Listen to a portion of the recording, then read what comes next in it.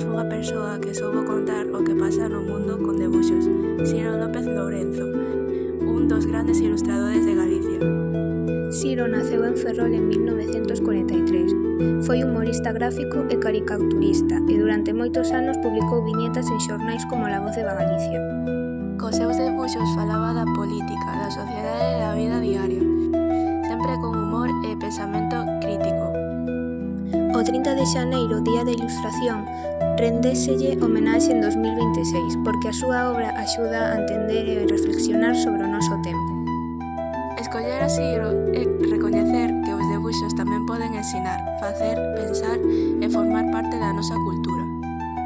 Por iso, ao lembrar hoxe a Ciro, non só lembramos a un artista, senón tamén o poder do debuxo para expresar ideas e cambiar a forma en que vemos o mundo. Que o seu exemplo nos anime a mirar, pensar e crear con máis imaginación e espírito